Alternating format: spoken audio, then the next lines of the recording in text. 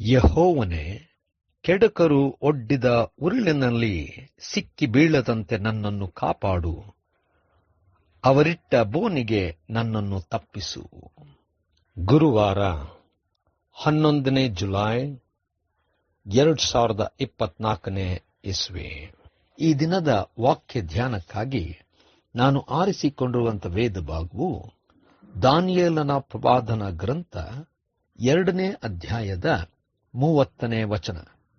ನಾನೇ ಎಲ್ಲಾ ಜೀವಂತರಿಗಿಂತ ಹೆಚ್ಚು ಬುದ್ಧಿಯುಳ್ಳವನೆಂತಲ್ಲ, ಕನಸಿನ ಅಭಿಪ್ರಾಯವು ರಾಜನಿಗೆ ಗೋಚರವಾಗಿ ನಿನ್ನ ಮನಸ್ಸಿನ ಯೋಚನೆಯ ವಿಷಯವು ನಿನಗೆ ತಿಳಿದು ಬರಲಿ ಎಂದು ಈ ರಹಸ್ಯವು ನನಗೆ ವ್ಯಕ್ತವಾಗಿದೆ ಎಂಬುವಂಥದ್ದೇ.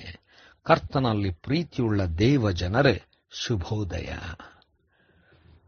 ದೇವರು ನಮ್ಮನ್ನು ಆಶೀರ್ವದಿಸಿ ನಮಗೆ ವಿಶೇಷವಾದಂಥ ಕಾರ್ಯವನ್ನು ನೇಮಿಸಿದಾಗ ನಾವು ಆಶೀರ್ವದಿಸಲ್ಪಟ್ಟಿದ್ದೇವೆ ಎಂಬಂಥ ಸ್ಥಿತಿಯಲ್ಲಿ ನಮ್ರತೆಯಿಂದ ನಮ್ಮನ್ನು ನಾವು ತಗ್ಗಿಸಿಕೊಳ್ಳುವಂಥವರಾಗಬೇಕು, ದೇವರನ್ನು ಮಹಿಮೆಪಡಿಸಬೇಕು.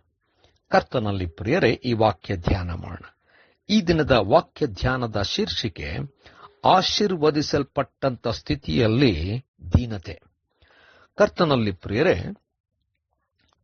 ಅರಸನಾದಂಥ ನಬೂಕದ್ನೆಚ್ಚರನಿಗೆ ಒಂದು ಕನಸು ಬಿದ್ದಾಗ ಅರಸನು ತನ್ನ ರಾಜ್ಯದಲ್ಲಿರುವಂಥ ಎಲ್ಲಾ ಜ್ಞಾನಿಗಳನ್ನು ಕರೆಸಿ ಯಾರಾದರೂ ತನಗೆ ಬಂದಂಥ ಕನಸಿನ ಅರ್ಥ ತಿಳಿಸುವಂಥದ್ದು ಮಾತ್ರವಲ್ಲ, ಕನಸೇ ಏನು ಎಂಬುದಾಗಿ ಹೇಳಬೇಕಾದದ್ದು ಎಂಬುದಾಗಿ ಒಂದು ದೊಡ್ಡ ಸವಾಲಿಟ್ಟನು. ಇದು ಅಸಾಧ್ಯವಾದಂಥ ಸಂಗತಿ. ಕನಸು ಹೇಳಿದರೆ ಕನಸಿನ ಅರ್ಥವಾದರೂ ಯಾರಾದರೂ ಹೇಳಬಹುದು, ಆದರೆ ಕನಸೇ ಹೇಳದೆ ಅದನ್ನೇ ಹೇಳಬೇಕೆಂಬುದಾಗಿ ಕೇಳಿದಾಗ ಎಲ್ಲರೂ ಭಯಪಟ್ಟರು. ಮತ್ತು ಅರಸನು ಹೇಳದೆ ಹೋದಲ್ಲಿ ಎಲ್ಲ ರೀತಿಯಾದಂಥ ಜ್ಞಾನಿಗಳು ನಾಶವಾಗಬೇಕೆಂಬುದಾಗಿ ಅರಸನು ನೆನೆಸಿಕೊಂಡನು. ಆದರೆ ದಾನಿಯೇಲನು ಮತ್ತು ತನ್ನ ಸ್ನೇಹಿತರು ಪ್ರಾರ್ಥನೆ ಮಾಡಿ ದೇವರೇ ಜ್ಞಾನ ನೀಡಬೇಕೆಂಬುದಾಗಿ ಕೇಳಿಕೊಂಡಾಗ ದೇವರು ದಾನಿಯೇಲನಿಗೆ ಆ ಕನಸನ್ನು ತಿಳಿಸಿ ಅದರ ಅರ್ಥವನ್ನು ಸಹ ತಿಳಿಸಿದನು.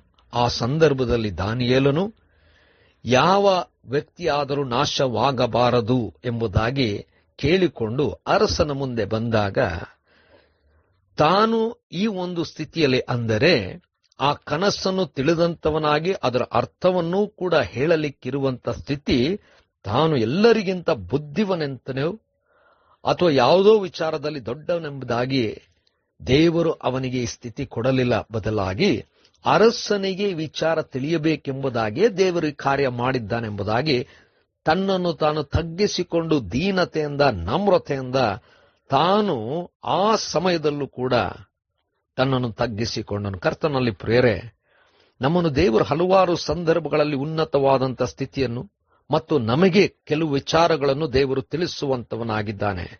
ನಾವು ದೊಡ್ಡವರೆಂಬುದಾಗಿ ಅಥವಾ ನಾವು ಬುದ್ಧಿವಂತರು ಅಥವಾ ನಾವೇ ಹೆಚ್ಚಾಗಿ ಆಶೀರ್ವದಿಸಲ್ಪಟ್ಟಂತವರೆಂಬುದಾಗಿ ಅಲ್ಲ, ಬದಲಾಗಿ ದೇವರ ಕಾರ್ಯ ನಡೆಯಬೇಕು. ಆ ಹೊತ್ತು ಅರಸನಿಗೆ ಯಾವ ರೀತಿಯಲ್ಲಿ ಅದು ತಿಳಿಯಬೇಕಾಗಿತ್ತು, ಅದೇ ರೀತಿಯಲ್ಲಿ ನಾವು ಒಂದು ಕೆಲಸವನ್ನು ಪೂರ್ಣಗೊಳಿಸುವುದಕ್ಕೆ, ದೇವರ ಚಿತ್ತ ನೆರವೇರಿಸುವುದಕ್ಕೆ ಉಪಯೋಗಿಸಲ್ಪಡುತ್ತೇವೆ. ನಾವು ದೇವರ ಕೈಯಲ್ಲಿ ನಾವುಗಳು ದೇವರ ಕಾರ್ಯವನ್ನು ಮಾಡುವಂತವರಾಗುವಂತದ್ದಷ್ಟೇ. ದೇವರು ನಮ್ಮನ್ನು ಸಾಧನವನ್ನಾಗಿ ಉಪಯೋಗಿಸಿಕೊಳ್ಳಲಿ. ನಾವೆಂಥ ರೀತಿಯಲ್ಲೂ ದೊಡ್ಡವರಲ್ಲ ಎಂಬುದಾಗಿ ತಗ್ಗಿಸಿಕೊಳ್ಳೋಣ. ದೇವರ ಕೈಯಲ್ಲಿ ಸಾಧನವಾಗಿ ದೇವರನ್ನು ಮಹಿಮೆ ಪಡಿಸೋಣ. ಕರ್ತನೇ, ದಯಾಮಯ ಸ್ವಾಮಿಯೇ, ಕೃಪಾ ಸಂಪೂರ್ಣನಾದ ದೇವರೇ, ನಮ್ಮನ್ನು ನಿನಗೋಸ್ಕರವಾಗಿ ಉಪಯೋಗಿಸಿಕೊ. ನೀನೇ ಮಹಿಮೆ ಹೊಂದು. ಯೇಸುವಿಗಾಗಿ ಪ್ರಾರ್ಥನೆ ಬೇಡಿದೆವು ತಂದೆಯೇ, ಆಮೆನ್.